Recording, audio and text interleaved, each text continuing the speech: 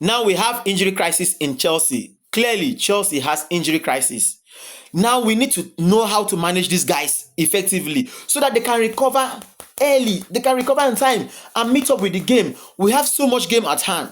We have so much game on our table. So we need to ensure that these guys recover fully and fast so that we can play this game. We cannot continue like this. So Chelsea, any player, in fact, Chelsea needs to begin to look at the direction of trying to see how we can manage our players and perhaps see how we can restrict them or control them from going for some of these international breaks are not even helping matters, in my opinion. I'm not saying that any player should not play for, his or her country, to represent their country. But I'm seeing that many nations are not even helping these players in terms of recovery when injury crisis comes up. And of course, this impact comes up on their clubs, on their respective clubs, that is paying them well. Do you understand? Because I cannot hire a player, I cannot employ you, and then you are not useful to me. You go out there and then you sustain injury, you come back and then you are not of use to me, and I'm paying you. It's painful, you understand? It's not good for business. So let's begin to look at how countries can begin to have a synergy with their respective club, such that if there are injury crises or anything that comes up that pertains to the health of players, such countries should invest so much in the health of such a player to see that there is a win-win situation for both parties. Not that when a player leaves his employer and goes to play for his nation and then sustains an injury, and then that player returns back to his employer and becomes a burden to his employer that is paying him.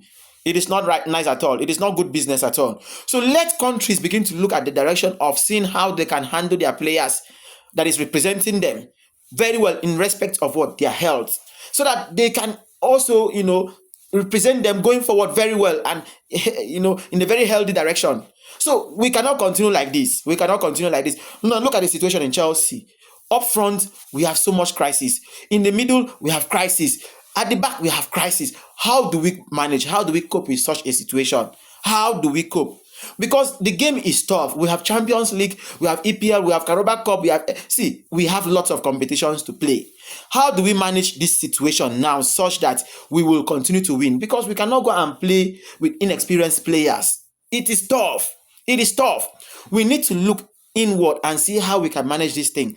There's an urgent need for a synergy between both parties, countries and club. They need to always sit down and see how they can come out with good policies or decisions in terms of managing players' injury crisis, because it is impacting on the club so much. And these players too, they want to play as much as they want to play for their countries. They also want to play for their club because this is where they are getting their take-home pay. This is where their livelihood comes from.